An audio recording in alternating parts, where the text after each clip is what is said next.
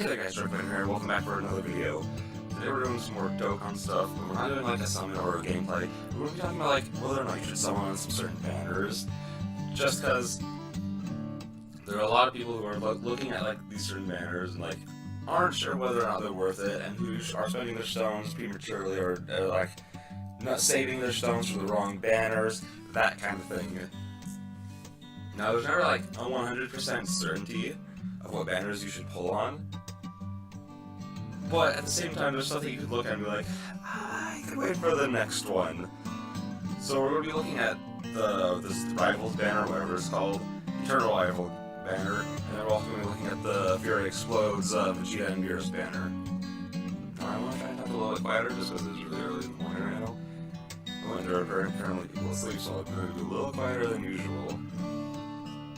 So first off, it's this Eternal Rivals banner. I'm just going to say this right off the bat, like, I'm going to be very blunt with these two banners because it feels very obvious to me.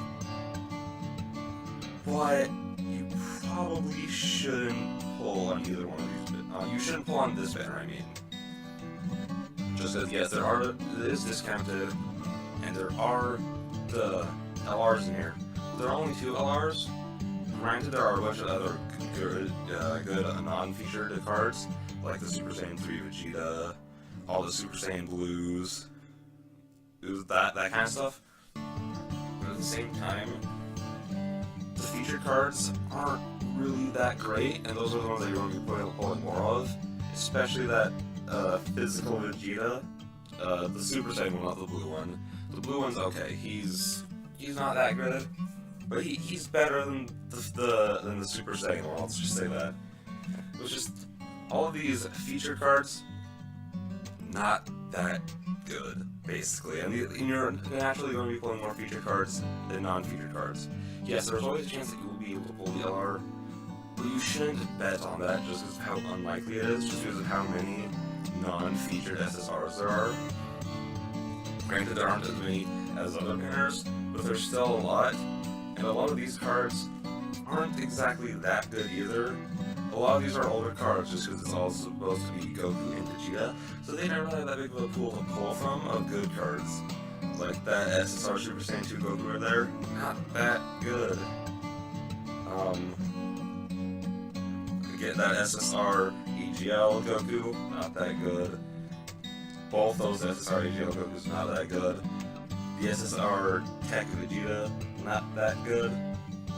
Granted, there are still, again, a couple of good cards on here, but honestly, it's not worth, I'd say it'd be worth it if the 30-year anniversary wasn't right around the corner, because those always come with some type of discounts. Like, I remember, like, the 2nd year anniversary came with a bunch of crazy discounts. Like, you just could pull a ton of amazing cards, easy. But here, if this had come, like, 2 months ago, I would definitely say go ahead and, if you're a free player, do 1 summon. 1, maybe 2 summons, because it is a guaranteed SSR, featured SSR, I believe so. Is it? Yeah, it's a guaranteed featured SSR. So, if this was 1 to 2 months ago, and you were a free-to-play player, I'd say 1, maybe 2 pulls, just because you can get 2 pulls for just barely over the price of 1. And if you're a pay-to-play player, you can kind of go wild. I'd say save your money. You need it for the 2nd year anniversary, but if you buy the 91 stone pack, then you could do all 3 of these in one go, and then you'd be fine. But I'd say save your money. Save your money for the 2nd year, for the 3rd year anniversary banner, because that's going to be 10 times better than this.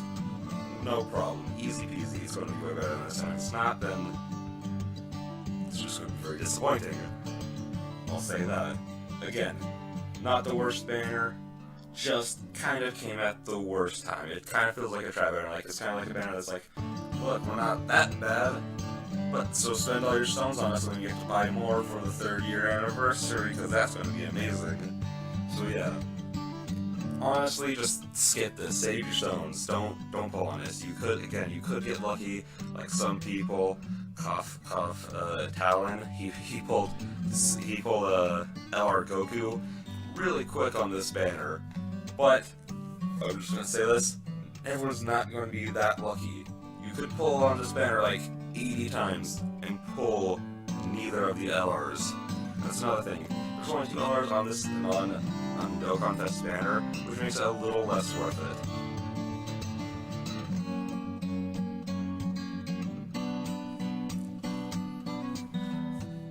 So now the other banner that we're going to be looking at, and as I already said, is...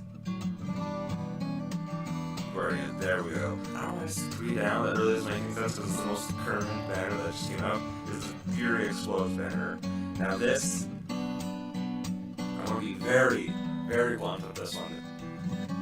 Pull on this banner. If you're free to play, if you're pay to play, pull on this banner. This banner is amazing. I sadly kind of... If you see my recent video that came out, the 5 SSRs in 1 pull, I kind of forgot that I planned not to make that because I remember seeing like that there was a banner movie coming out, but then I got home that day and was like, man, I really want to do some pulls. So I loaded it up and pulled, and then the moment that video ended, I just sat there and was like, oh wait, it said that there's going to be a banner coming out for this Vegeta. Okay. Because I had just been thinking that I was going to be the free-to-play one until like I saw the banner, well like I saw news about the banner while I was at school, then I got home and completely forgot about it, so I kind of wasted all of my stones right before that. So as soon as I get my stones, I will be pulling this. Also, I'll probably only be able to pull this out once, maybe twice. So if I'm lucky, I can get all that I need.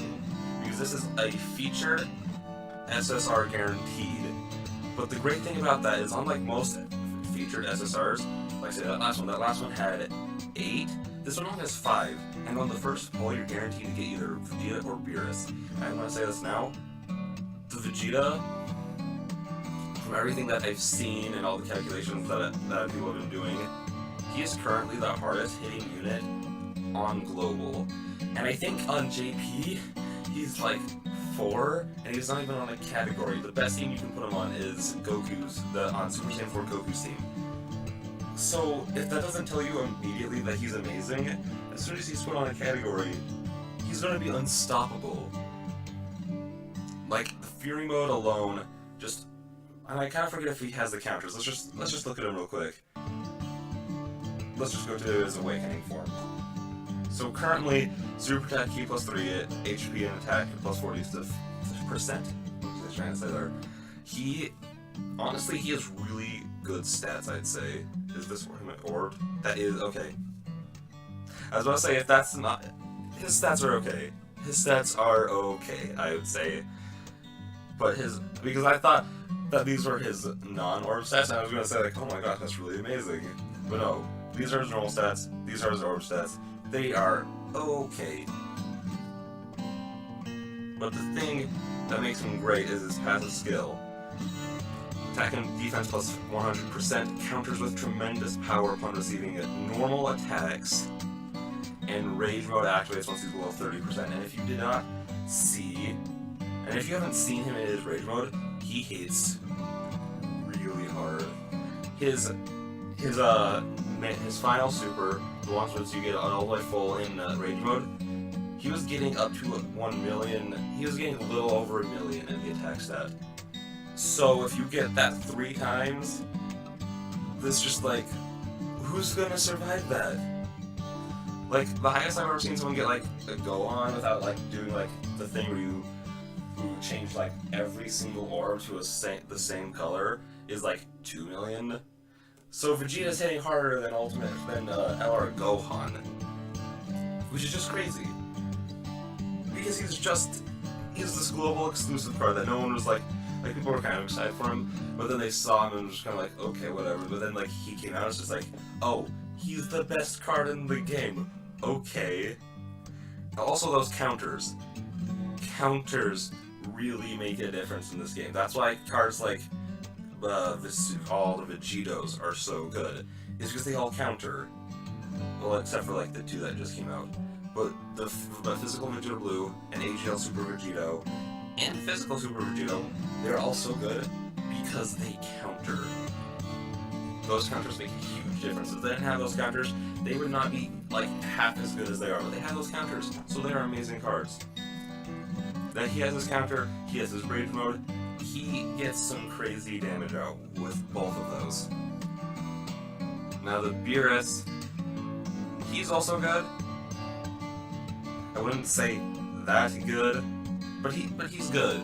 He's the best Beerus in the game, which isn't really saying much. Because all the other Beeruses at this point have been horribly power kept out of the game. Horribly power kept out of the game, honestly.